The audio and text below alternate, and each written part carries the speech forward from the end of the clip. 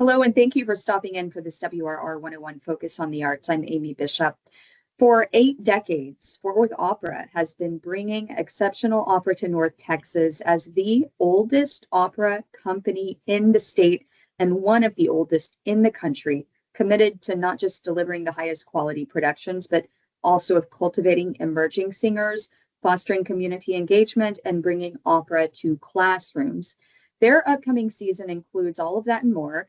And here to tell us all about it is Angela Turner Wilson, the General and Artistic Director of the Fort Worth Opera. Always a pleasure to see you, Angela. Thank you, Amy. So nice to be here and talk about opera. That's great. Well, we have a lot to cover, so let's just go ahead and dive right in. Starting in September, you have Yes. a prima voce dinner, September 19th, with an international opera star. Yes, we do. That prima voce dinner used to be Dinner with the Stars. So we don't want to confuse anyone with a renaming, but this was the time to get in and give it a little fresh coat of paint. And so it gives our patrons, our donors, our hopefully new donors as well, and ticket buyers, a chance to get a little behind the scenes with us before the season starts. So it's at the Ridgely Theater. It's a dinner. And what we're going to do is give glimpses of either artists in conversation or maybe our creatives as well.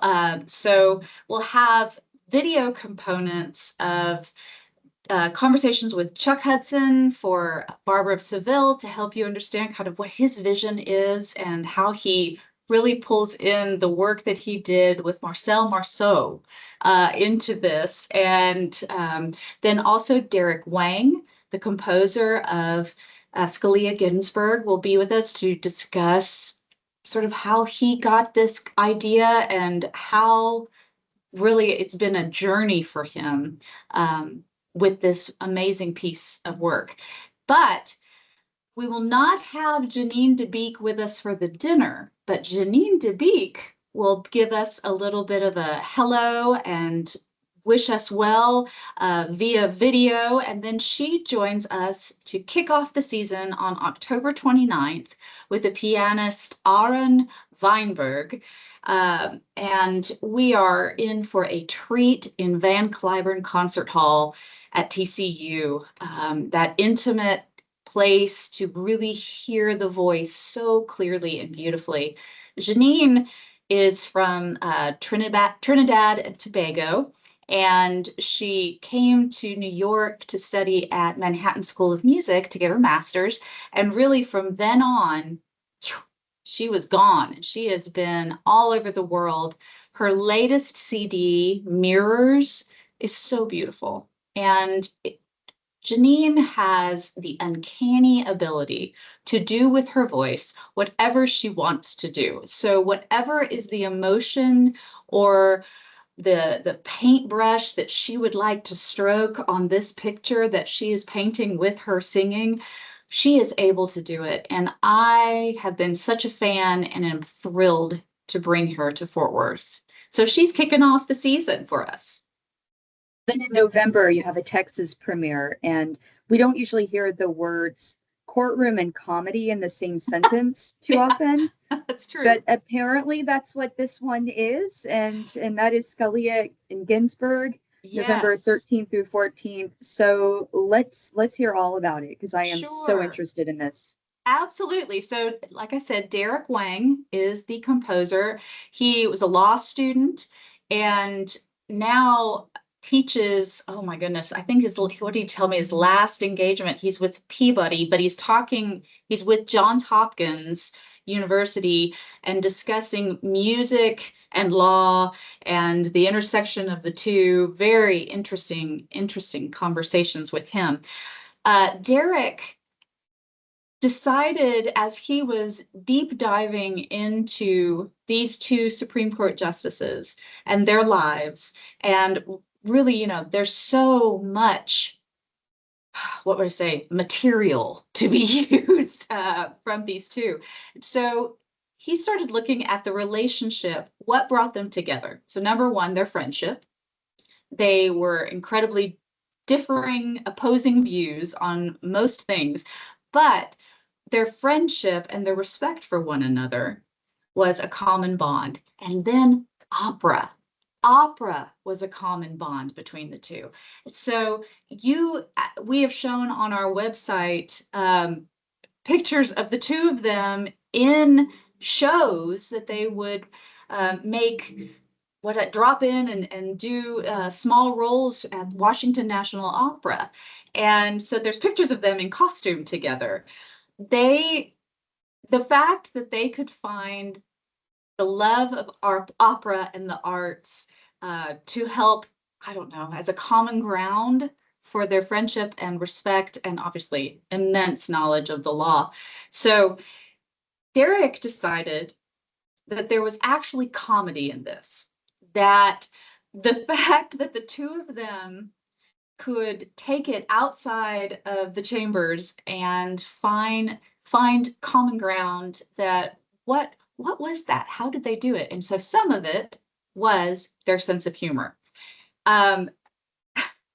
The opera starts with Scalia's rage aria because he is frustrated and furious that the justices are not taking the Constitution literally enough, which, if you know any of the writings of Antonin Scalia, it is all about, that it is literalism, that it's got to be what is written in the Constitution.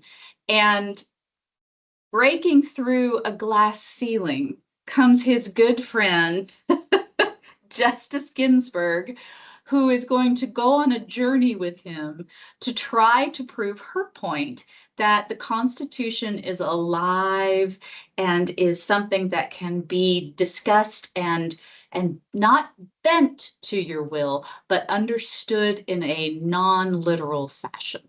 And so the idea that these two will go on a journey, very Mozart, very Magic Flute-esque, and that at the end, they will come to a conclusion that serves the problem that they're trying to solve. There's one more character in the show, and he's the commentator.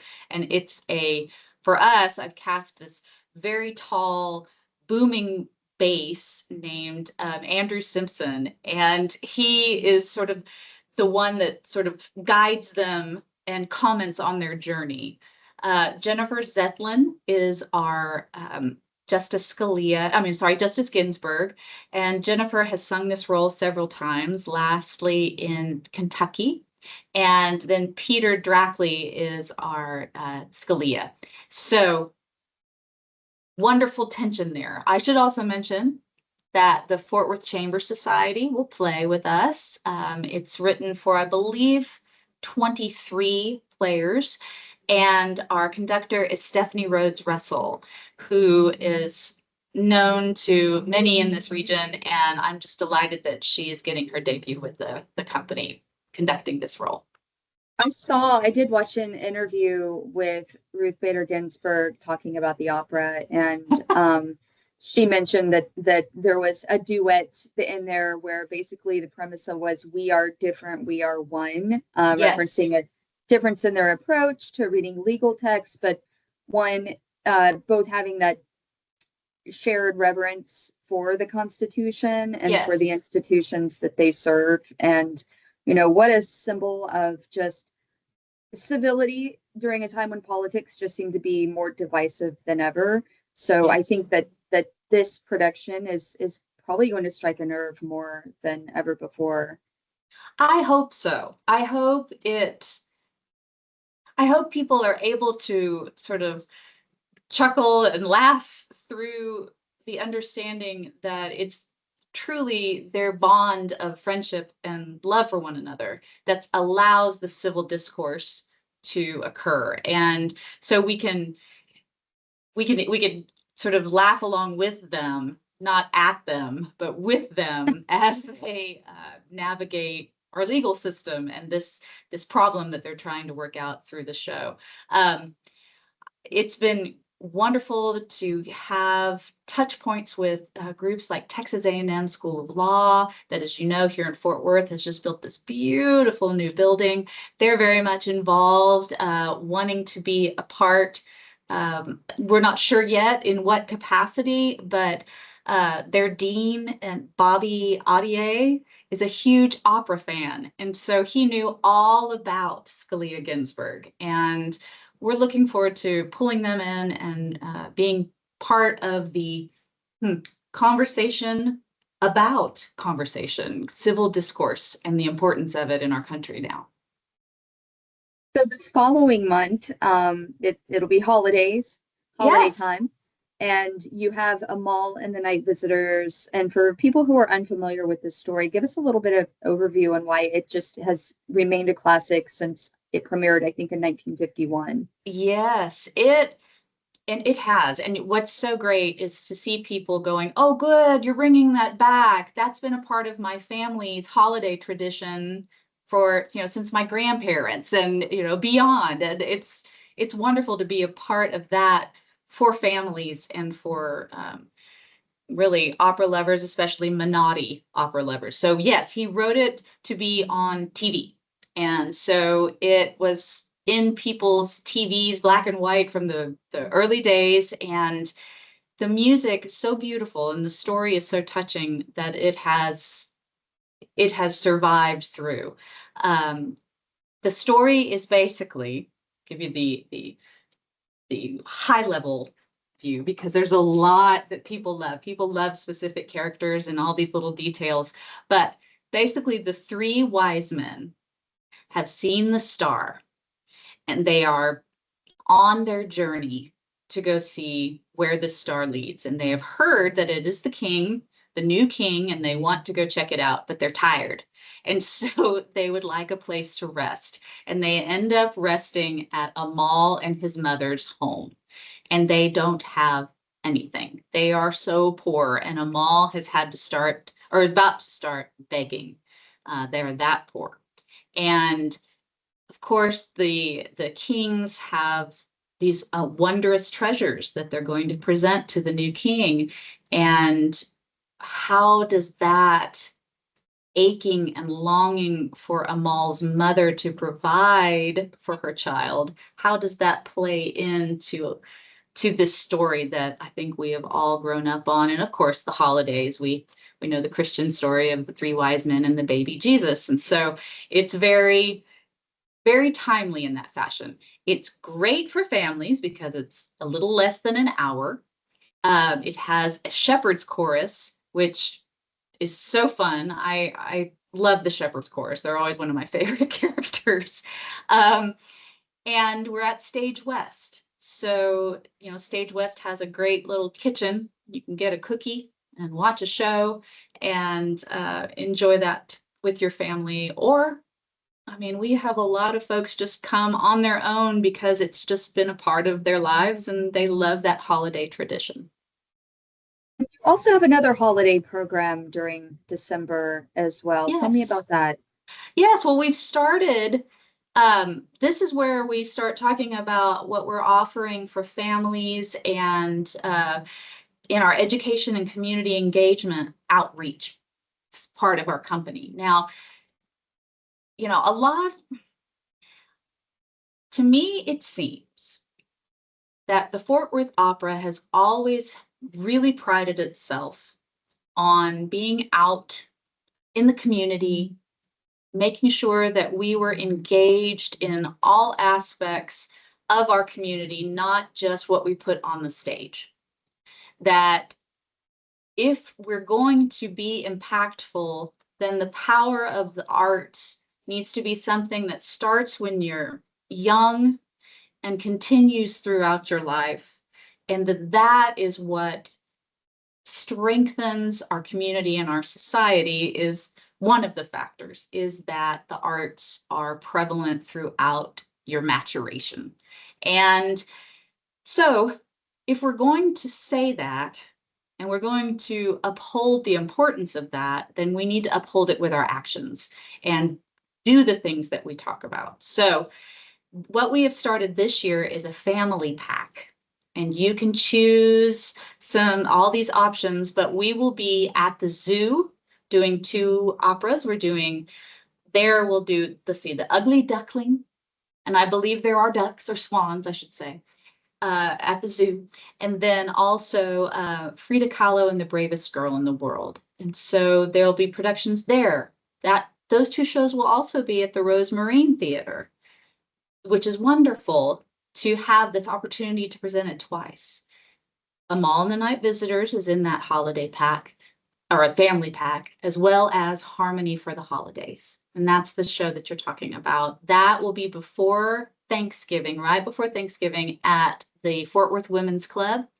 And it really features our resident artists performing holiday classics and fun things that the family can sit. And again, there will be treats. There will be treats provided, and there will be coloring pages and things that, if your kiddo is wiggly, we got you. We're good. Hey, I still haven't outgrown coloring. I mean, oh, it's so fun. And especially, when you're sitting around with a whole bunch of people and everybody's coloring together, that's so fun. I love it. So that whole packet will be part of what we're presenting. And then, since we're talking about this, I want to give a plug for Project Opera. Project Opera is with Fort Worth ISD.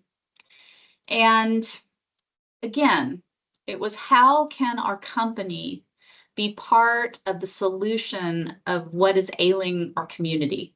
And education and the arts go hand in hand, as we have seen over and over again with scientific studies.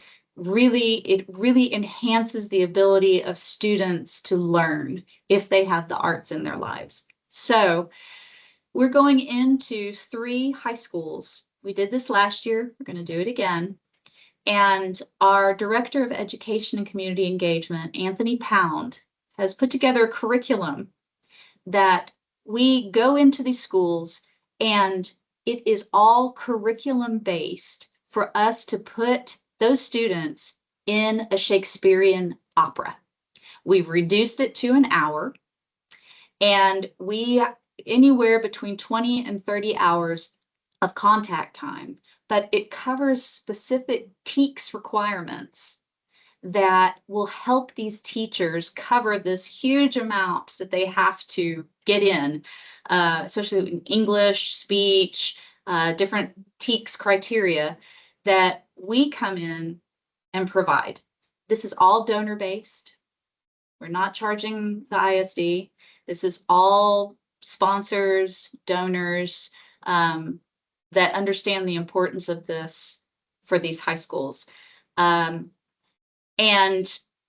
it is amazing to see. We did Romeo and Juliet last year, and we worked with the Jordan Elizabeth Harris Suicide Prevention Group, as well as North Texas Suicide Prevention, to be talking to these kids about things that we're not experts on, but we brought experts with us.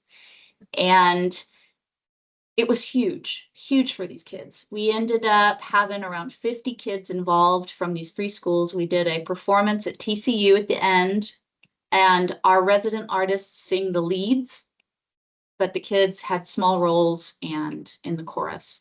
Next year, it's Macbeth, and the students will be the witches, and there'll be some speaking roles. And again, it is curriculum based. This is not extracurricular. This is us in the schools helping these teachers and making sure that music and opera for us is tangible for these kids. Great idea.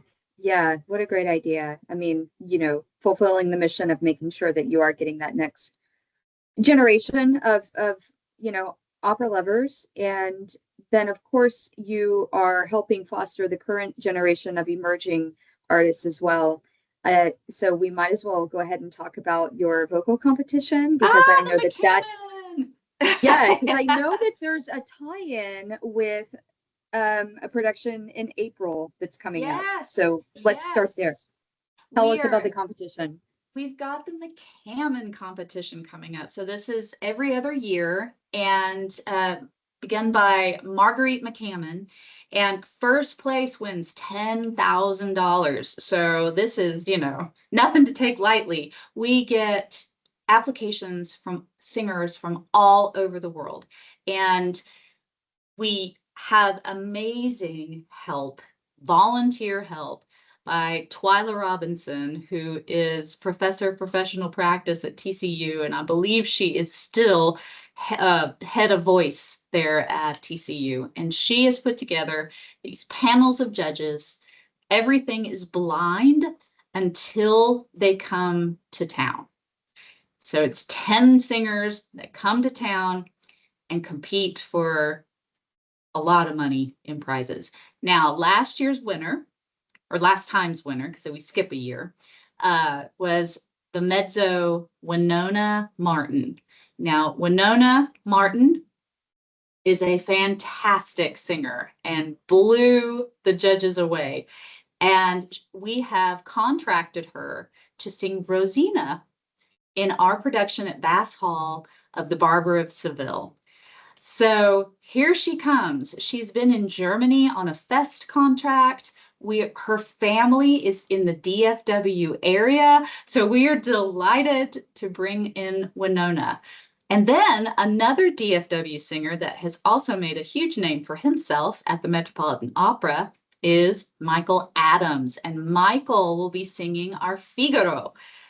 So we're bringing him in as well. So we just have these young people that have done such an amazing job already in their careers, and the opera is thrilled to bring them home and have them sing for us.